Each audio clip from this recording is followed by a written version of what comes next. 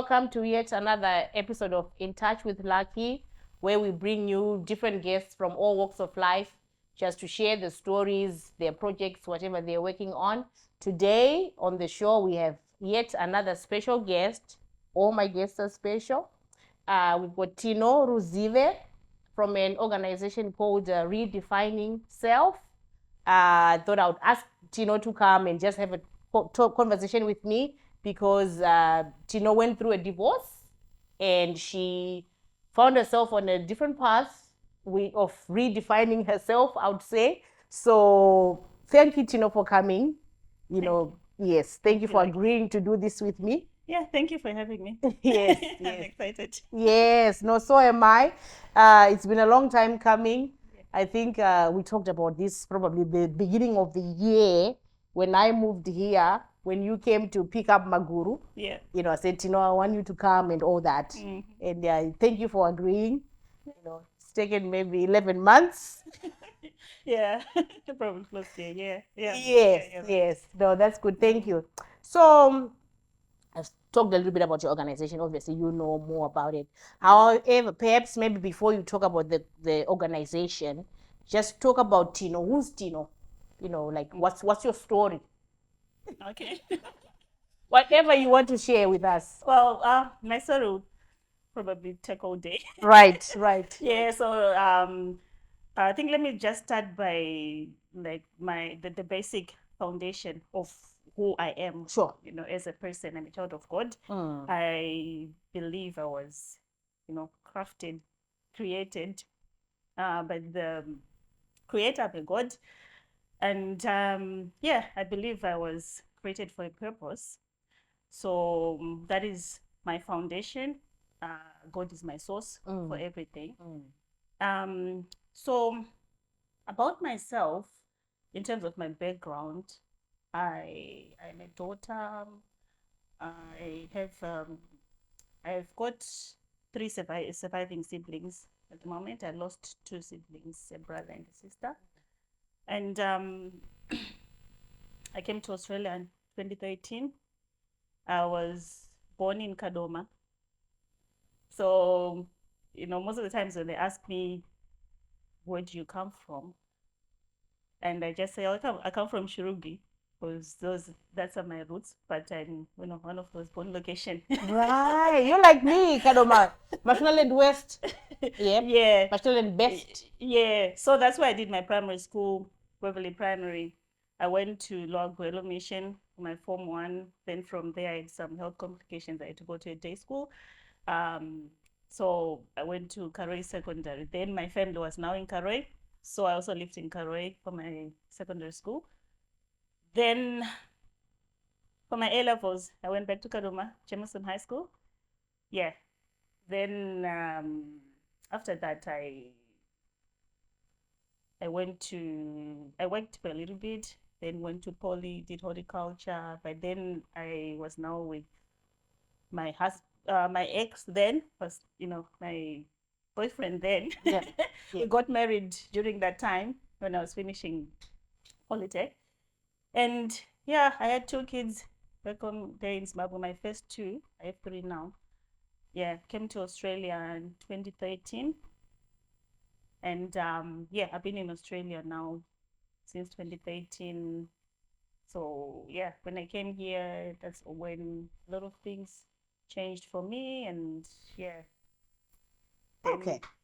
Went through a divorce. Yep. That was Yep. Yeah. Thank you for that. We'll pause that for a little bit. Thank you for sharing that. I'm a Mashonaland West girl myself. Okay. So Kadoma, Karoi, they're right on my way, Yeah. being from Chinoi. So thank you. Actually, my family is in Chinoi. Yes. So I know. Chinoi as well. It's my home. I know. Yes. No, Yeah. I know. So we're home girls here for sure.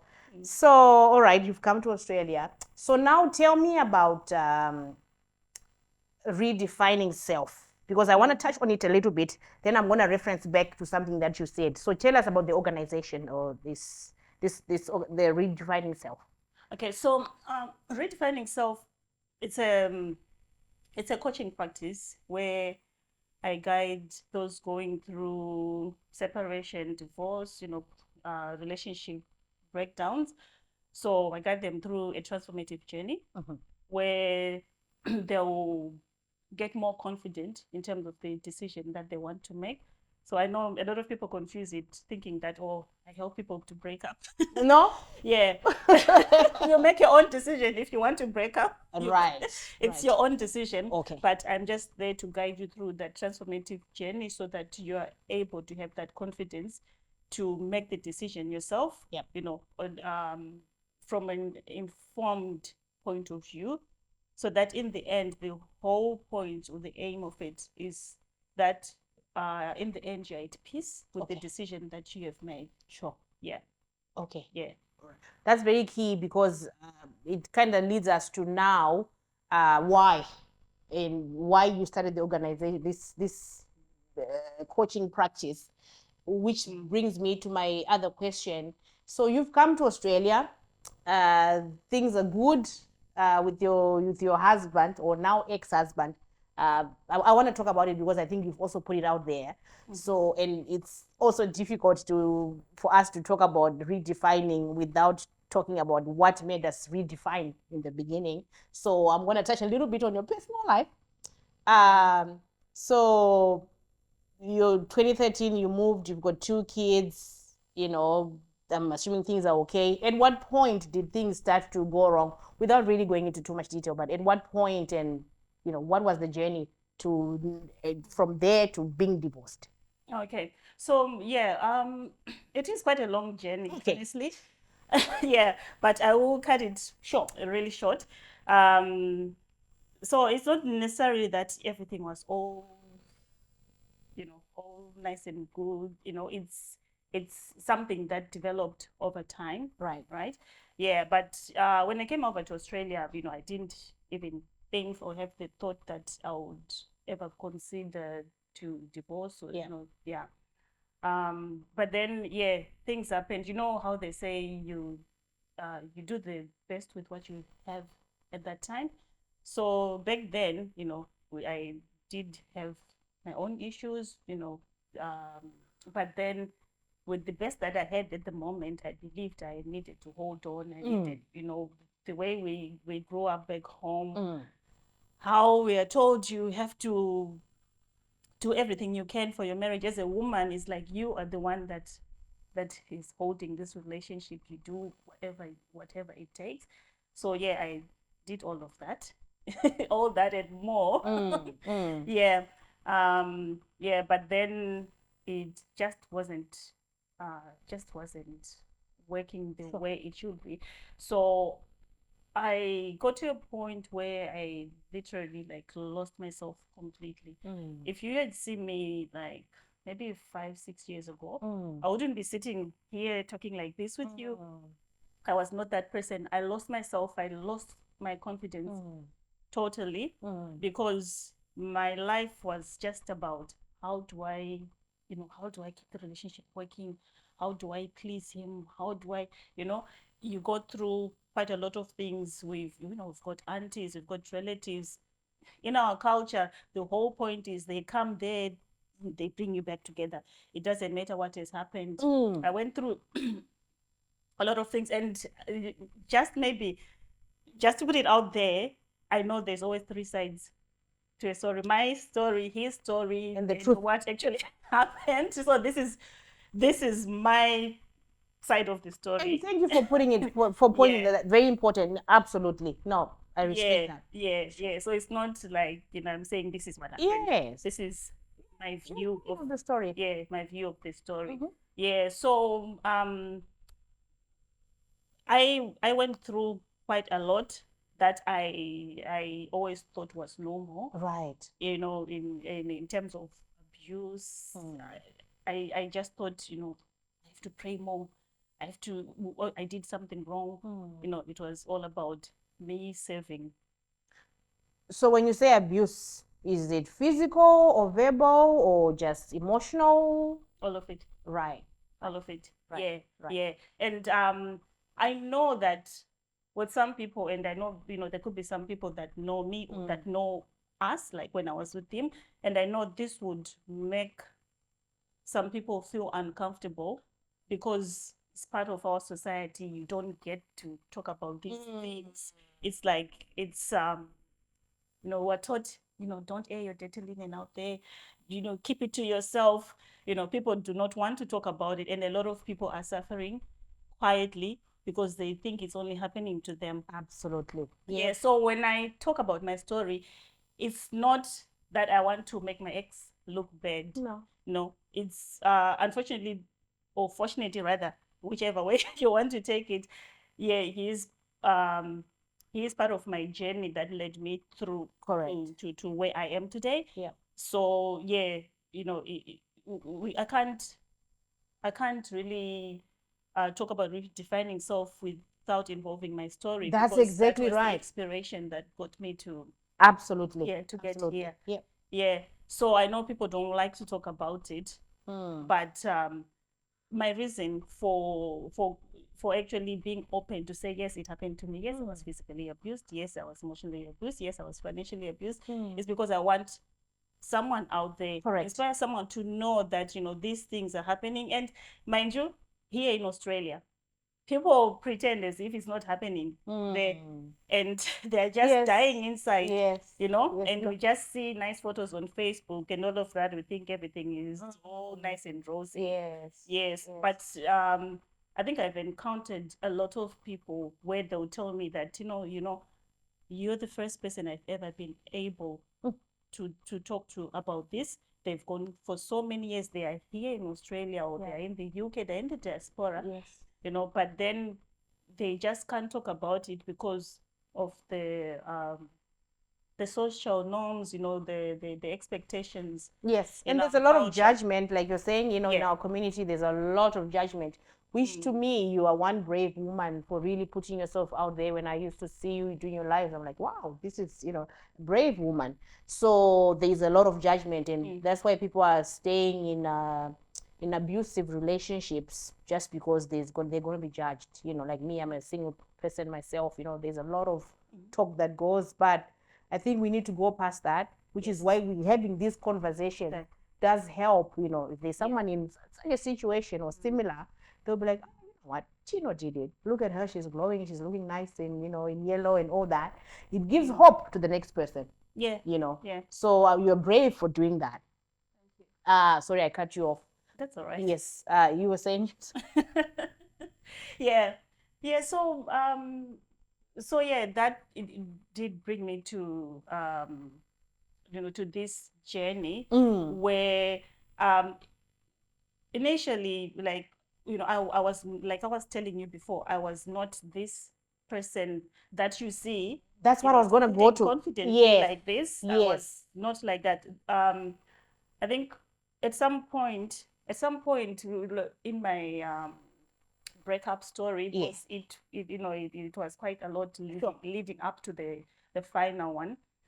I remember I went for therapy, and it was his decision, which I feel it was, and I believe it was God's plan. And I remember sitting in the therapist's office Together? The first one we were together. Then she split us. I went there the second time. I was by myself, and I remember she came and said, "Oh, Tino, you can sit." And then I sat, and then she goes, "Tino, I'm waiting for you to sit." And I'm thinking, what is she talking about? I'm sitting.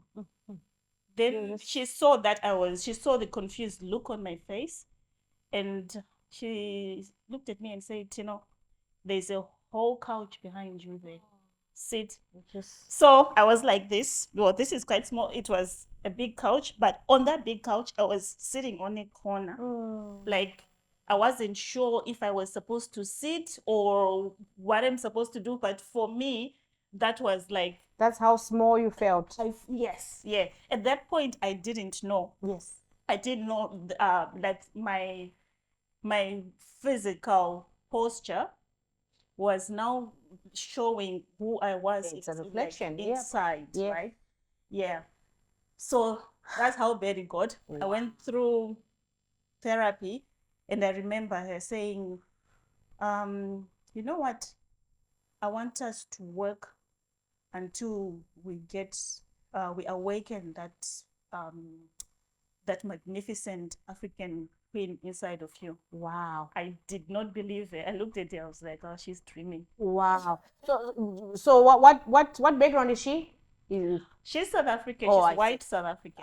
Interesting. Okay. That's really good. That's because for me, I think the therapist you go to is also important. It's crucial to your story.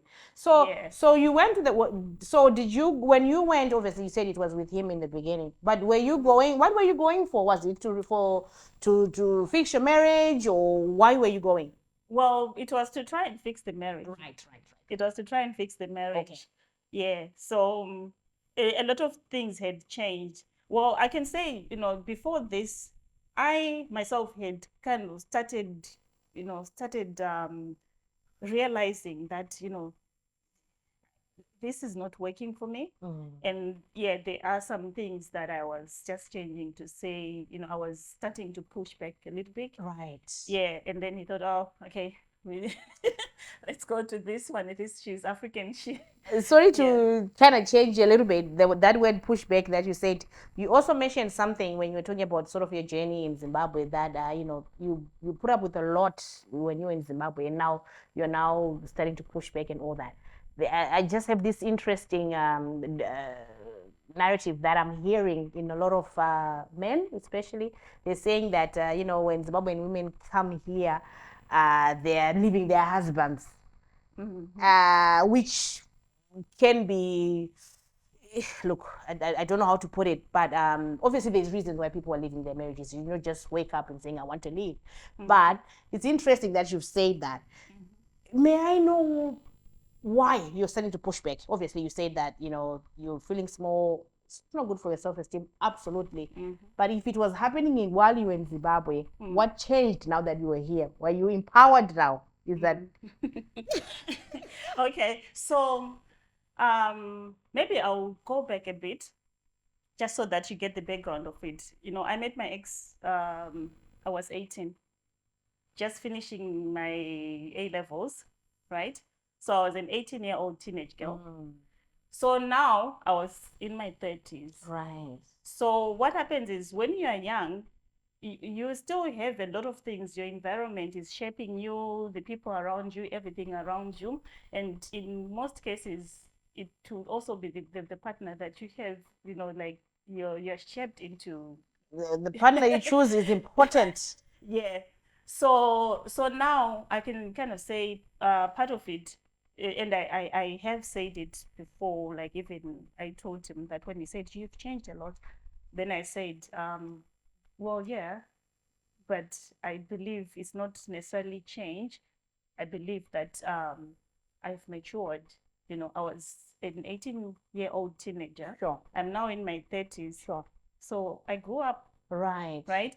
So when you're young and the aunties are telling you, you keep quiet. Of course. You never say anything. You do this. You just listen. You take everything. Of course. You do that. Yes. But then the more mature you get, and even the environment as well. We're now in Australia. It shapes you. Yes. Back home, we would kind of have, the marriage was also partly like an economic institution.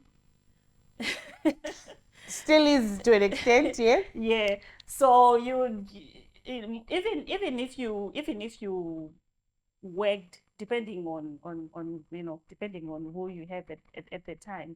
But most of the times it will be, the man is making all the decisions. Yes.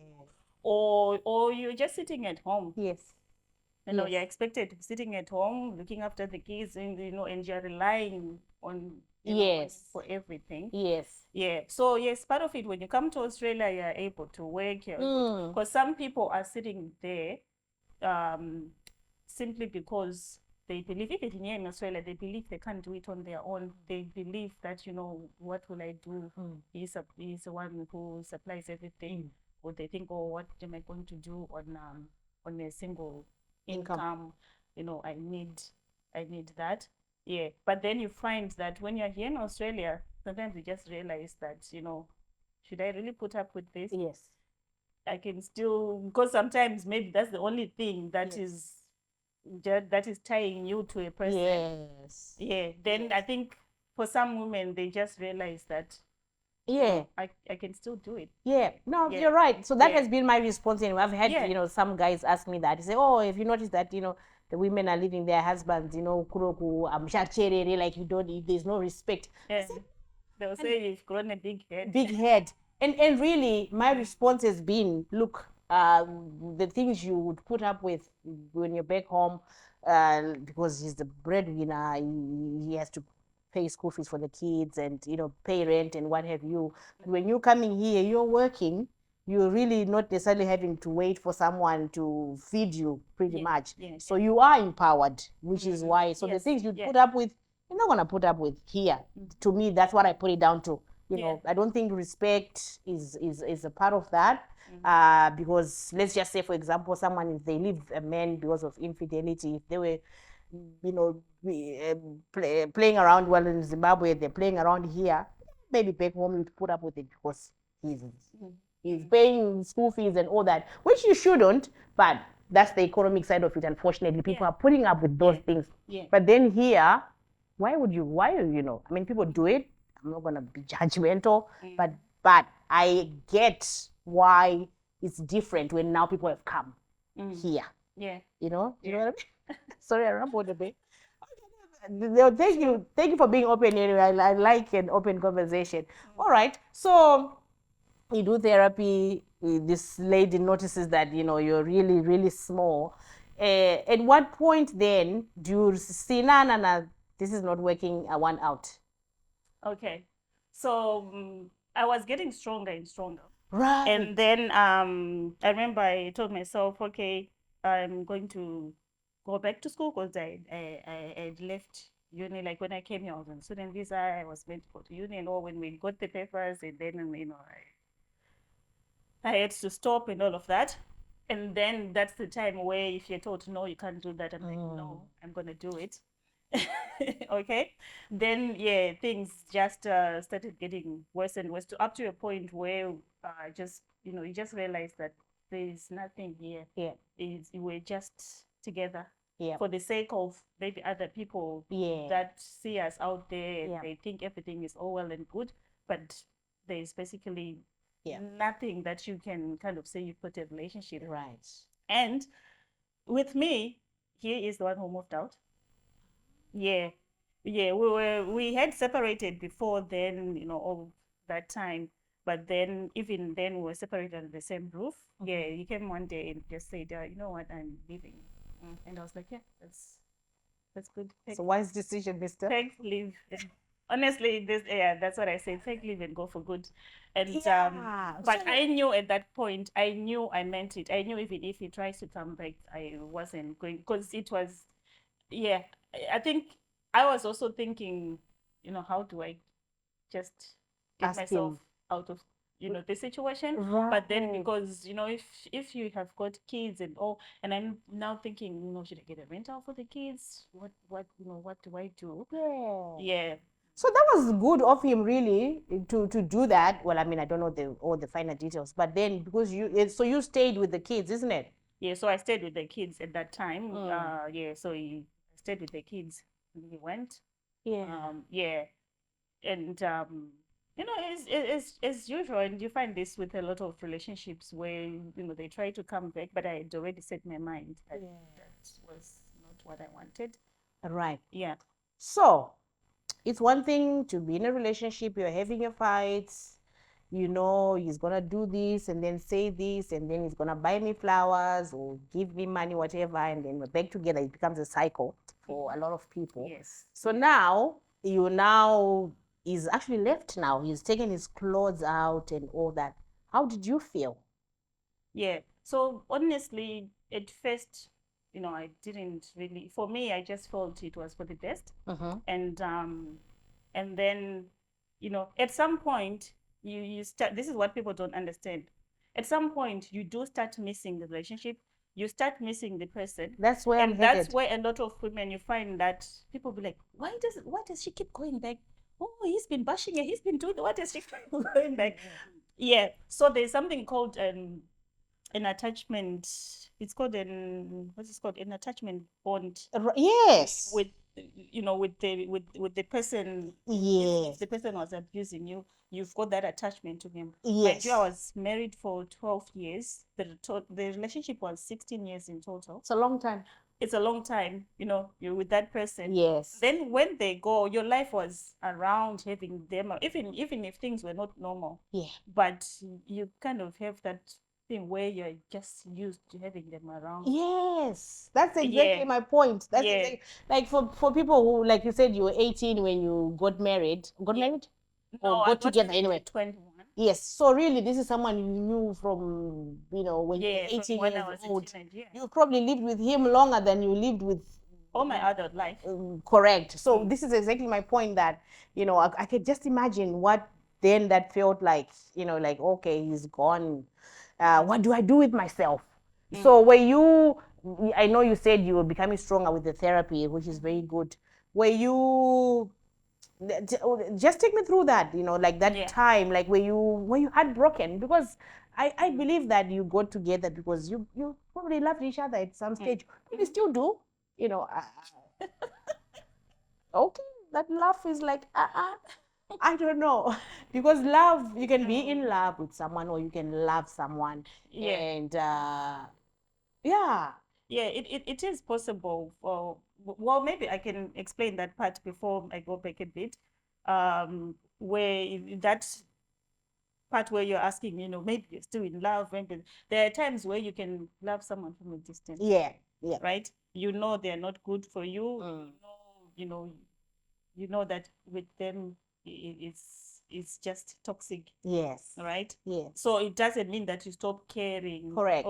But then you just put those boundaries. Sure. That boundaries to protect yourself. Yeah. In some cases to even protect them. Yes. I know I've talked about this on another someone was interviewing me, so that yes, I did get a restraining order. And it was not out of bitterness that I want to fix him or something, but it was to put a boundary to protect myself. Right? Yeah, not that I didn't care or anything, but that boundary had to be there. Yeah. So there are situations like that. Sure. Yeah. Yeah. So I can't remember who you did ask something that I was wanting to respond to. No. Or were you talking about the therapy journey? Probably, yeah. No, I was just thinking, like, what do you do with yourself after that? Oh yes. After the person is gone. Well, I'm now leading now to, at what point now do you say, I want to do redefining self, Okay. So whilst I was going through this, Yeah. right, I had, tools and the things, from therapy, and then I was starting to really discover myself. Right. Starting to discover all the things that I had forgotten about myself. Like I had forgotten even the simplest of things. I know earlier I was telling you that I love purple. Purple is my favorite color. I had forgotten that I loved purple. It was actually the color I used for my wedding. I loved purple, but I had forgotten about that. I love scents, perfumes, and all of that. I used to have scents all the time, perfume, but I had forgotten all those things. So you start Wow. these things you had forgotten. Yeah. You start thinking about stuff that you like to do, Yeah. and you start doing it again. Yeah. And I think even talking, I now do speaking as well, but it was something that I shelved. I had forgotten about it. I used to do public speaking. Interesting you say that, because from where we are sitting, from where we're looking on social media, it looked like I mean, for me, I wouldn't say that because I knew you through other circles. Yeah. But it kind of seemed like you came from Norway, because because people didn't know you, because you were just keeping to yourself, I suppose. So now you're starting to come out. You're looking. Yeah. You look at what did you see when you looked at yourself in the mirror? So you know what? There was a time where when I looked at myself in the mirror, I know some of the people that have been my clients, I told them this story, that I used to shy away from the mirror itself. I would not look at myself in the mirror, Okay. because a lot of things that I had been told. So literally, I believed that I was ugly. Like, I believed that. I I felt like, everything about me, everything is wrong about me. So even when I'm dressing and everything, I would try and shy away from the mirror. Only look at the mirror when it's And you're stunning. when it's necessary. Oh. Yeah. So when I started coming up, just realizing a lot of things about myself, starting to appreciate myself, yeah, starting to love myself, say, oh, and I started then that's when I started discovering a lot of things that I thought, oh yes, I used to love this. Oh, I used to love this. And then I just saw myself starting to come up. Then I wanted to go on a personal growth journey. Right. So that's where the coaching came about, because I actually was going through the internet. I just finished I just finished my diploma in community services, and then I was looking for, but coaching, when I started out, it was for myself. Sure. Because I was wanting to go on that personal growth journey. And then I started, I signed up with the life coaching college, started doing life coaching. And then the more I was doing that, then this, I was like starting to discover a lot more about myself, and it was getting me excited. Because initially, before this, just soon after he left, I would take a long time to make a decision, because I was used that he makes all the decisions. That's the codependency. Yes. Yeah. No, you're absolutely. Yeah. I would literally, and I'm not even joking, I would take 4 hours in a supermarket. Wow. Buying grocery. Wow. Because I'm used to Yes. him making the decisions. Yes. And it was hard. I would forget to pay bills. Yes. Electricity bill, Yeah. all those I would forget. Yeah. Because I had lost all those skills. Sure. Right. He was doing all Yeah. that. Yeah. So I started realizing that, I've got a lot of things that I need to learn. So just to clear that, Yeah. he was paying all the bills and all that. Wow. In case someone is listening, say, oh, but he was paying all the bills, he was doing everything, you're not doing anything. Was that because of love or as control? Control. Okay. Because it's not necessarily that he was using his money. That's another whole story. Yeah, no, it's good. It's good, because someone might just catch that part and say, but he was paying everything. Yeah, no. Thank you for clearing that up. Yeah. Well, the story is quite long. Yes. So yeah, some of the things, when I do my like when I'm Yes, of course, and all, of course. I do Of course. talk more about things that I know would serve Yeah. that particular group. Yes. Yeah. But yeah, that's when I realized I needed to learn quite a lot more. So yeah, I took myself to I started doing coaching. Took myself for even just to learn about finances, handling finances in the house and all of that. So I just started attending workshops. I would not even hesitate. I would spend a lot of money doing all of that just to improve myself. Wow, I like Yeah. that. So the more I did that, the more I just started flourishing and just started discovering more. You did flourish, and you're still flourishing. You blossomed, right before our eyes. Now people ask me, what happened? And I had a lot of people asking me, how did you bounce back like that? Yes. And I had people going through the same thing again. And I would see they come talk to me, we talk about it. Yes. And I see myself in them. Yes. That, I was once at this stage. Yes. That's when I started realizing, like, when I was starting to talk to other people, helping other people, that's when I now decided, let me go into coaching. It is actually my passion. I was like, let me go into coaching. And I started doing more and more of that. Yeah, just because every time I would just sit there with someone, they talk, I start picking a lot of things, and I realized that, okay. And besides now, because I had studied coaching as well, so I had the life experience, I had also the tools from the education that I got. Yeah. And then it just started getting more and more. And just even up to now, I just feel what more, because it's like I'm catching up with all that time. Yeah. Wow, I'm in awe, because the name Redefining really is what you did.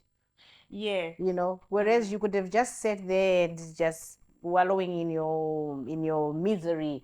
Yeah. And you probably be justified, people like, oh, she went through a divorce, oh, give her time and all that. But we were like, I always say that, the world owes you nothing.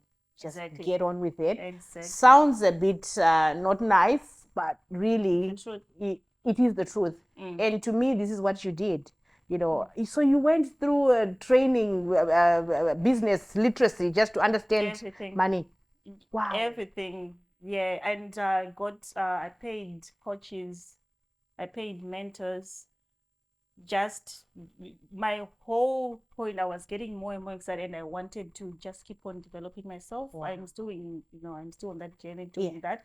I just wanted to develop myself more and more.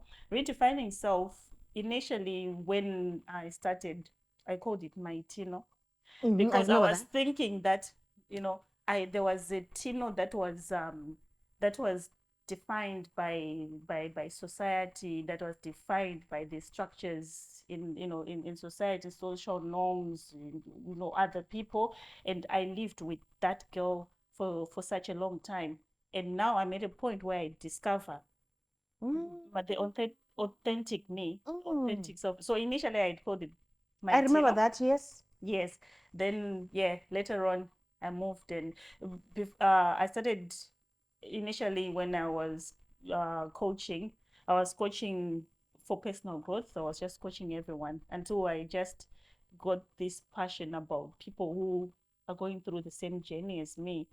That's when I went into redefining self, because I wanted the name itself to describe the journey that you have got this definition that you are given, but it doesn't have to be your story.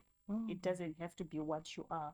There is an authentic you, and once you get in connection with that person, then that is what will influence everything that you do, your decision making. That's why I say I never decide for people what to do.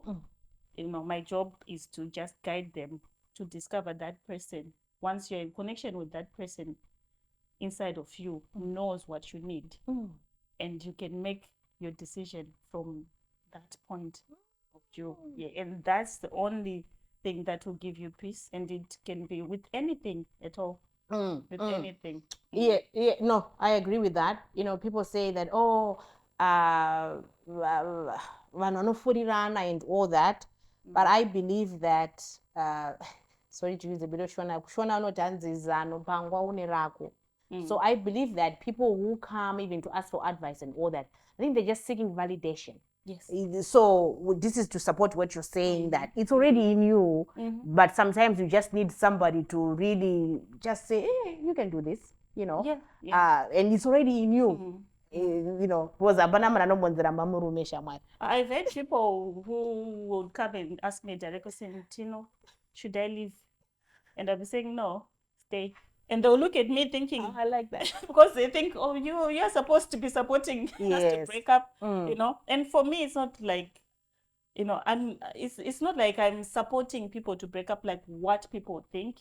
It's not about that. Where I'm coming from, and even with my story, is that in our society there are things, especially when it comes to breakup, that it's not acceptable. If you are single, shut up, right? And I'm coming to say there are certain situations where it's okay. It's okay. Sometimes it's because people will just be thinking, what are people going to say? What what will happen? People know us to be happy, all of that. And that's why I'm saying, once you connect with yourself, what everyone else says, secondary. It's yes. So you're really holding It's their secondary. hand through this journey that they are taking on themselves. Just walking it's with their them. own journey, because the whole point is that even after the coaching, you are able to keep going by yourself. Have other people gone back? Do you know people who have gone back? They say, I come to you, I want to leave this man and all that, and you walk me through what you walk me through.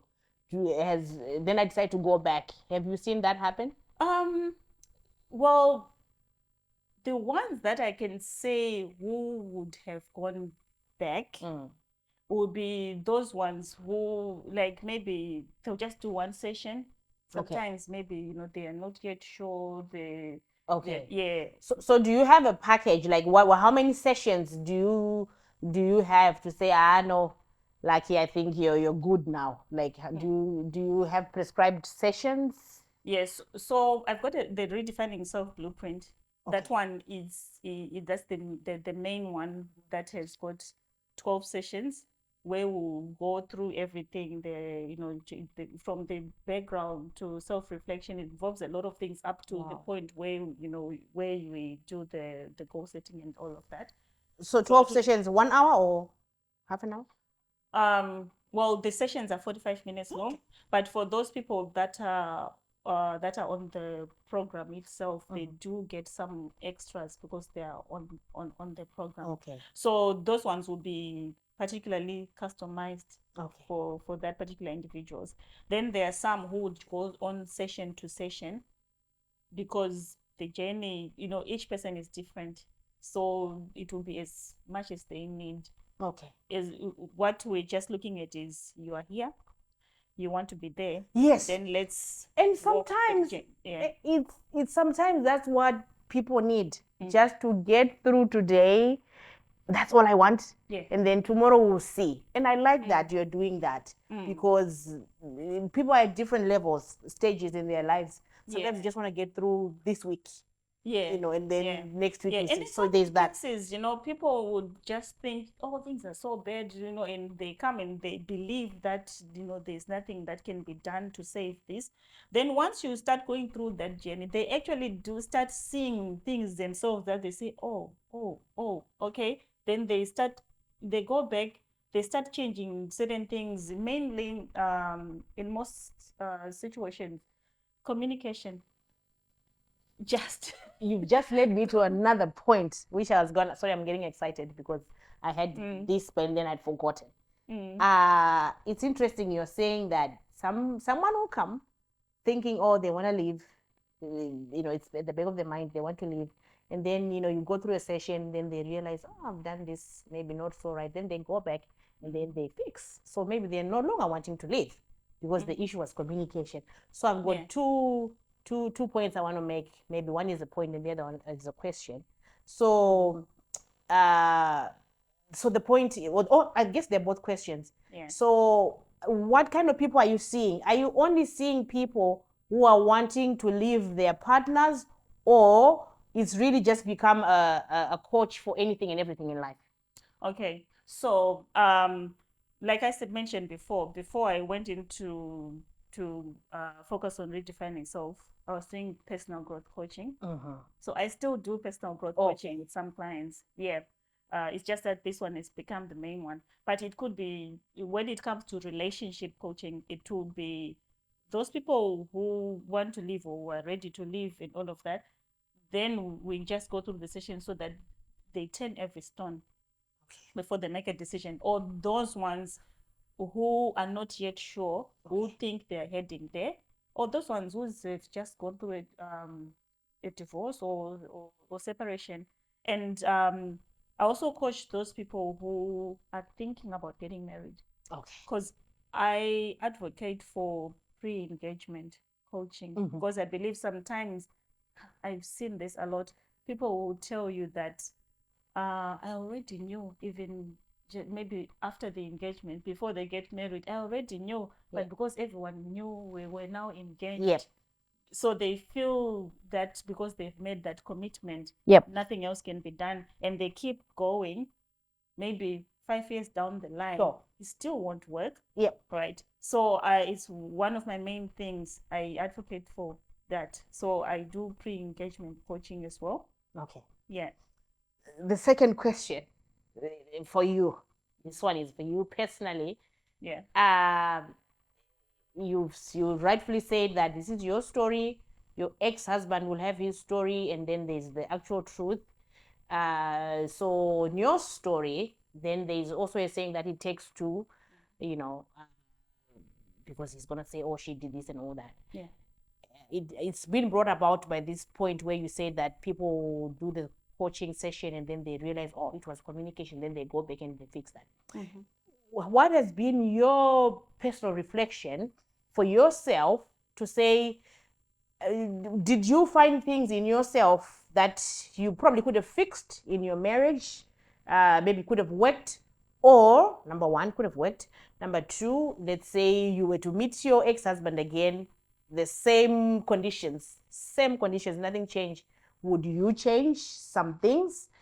Or if you were to meet another man today, if you haven't met one already, if you were to meet a man, I'll get to that.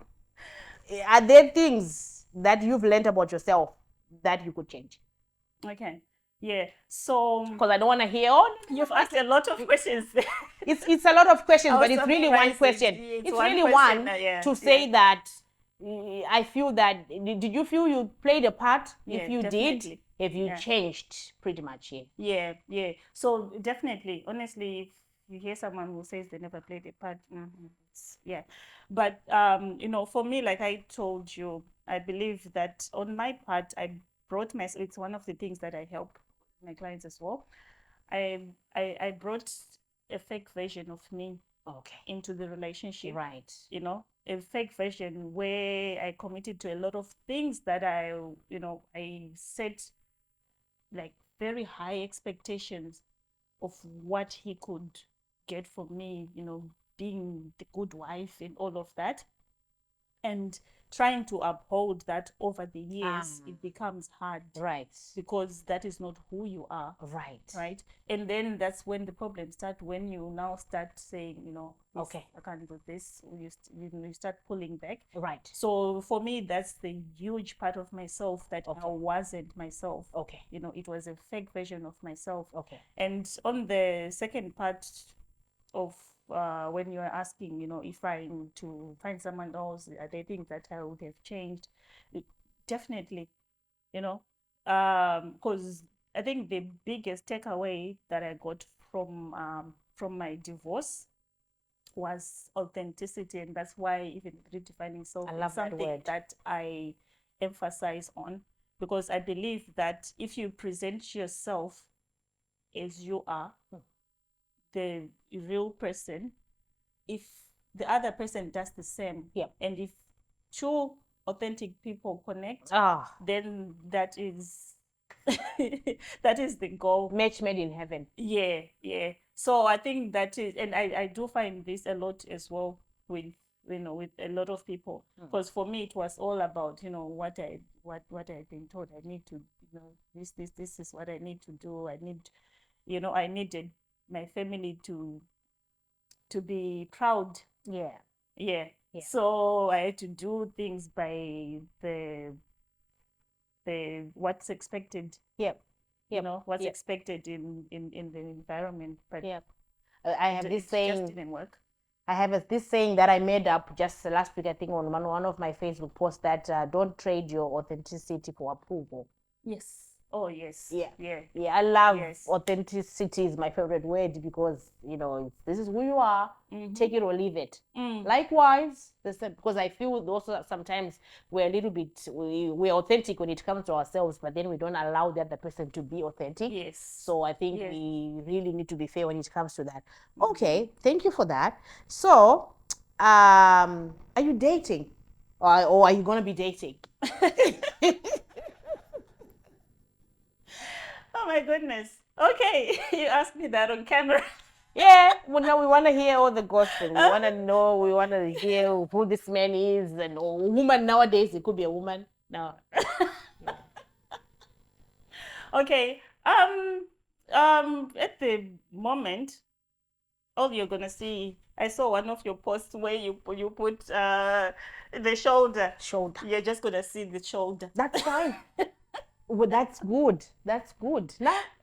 I understand that. Yeah, language. but when when you're asking if I'm gonna be open to dating and all, because that's a very good question to ask someone, because some people will actually make a vow that I will never.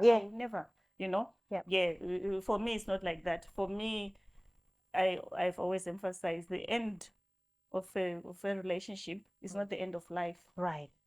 Yeah, it's I wrote a post recently to say it's the start of a new self. Yeah.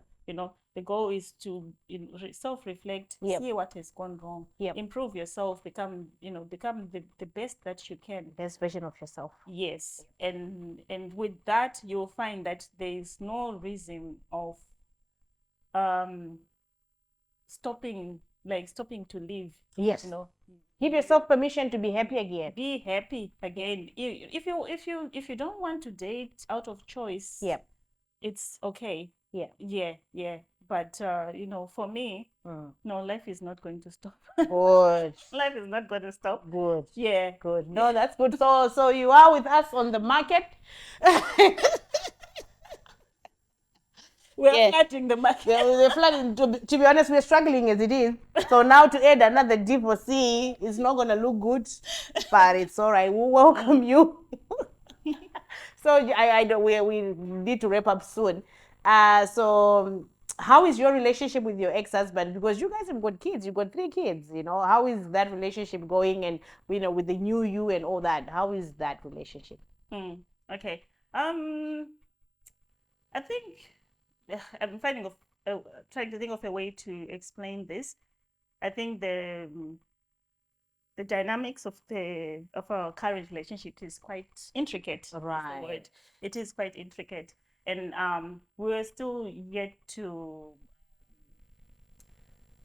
get to a point where we can find a constructive common ground. Yeah. How long has it been? The official separation was in 2021, January of 2021. Yeah, obviously we had been separated before that. That was the official separation. So our divorce was finalized this year. The same June. That was when the divorce was granted. Sure. Yeah. So so it probably the official one has been 3 years. Separation. Yeah. Yeah. So yes, so the relationship is work in progress. It's a work in progress because and it's quite understandable. I told you before. At some point, I had to put some boundaries. I did get a restraint against him. Yeah. And I think with the work that I'm doing as well, like I say, he's part of the journey. It's your story. It's part of it. Yeah. Yeah. So, with some people, it doesn't really sit well. It feels like, oh, you're telling the whole world about. Yeah. We haven't got to a point where I can kind of say we've really reached a constructive solution. Right. Yeah. Right. It's a work in progress. Yeah. Hi, people. Sorry to interrupt your viewing. I know you're enjoying that. That's me, Lucky, the one whom you just saw with Tino. That episode was so rich. There was so much content. So we've decided to have a part 2 of it because we wanted to do it justice and not remove any content. So stay tuned for part 2. Make sure you subscribe so that you don't miss when we drop part 2 and so that you also don't miss other episodes. But thank you for watching. Subscribe.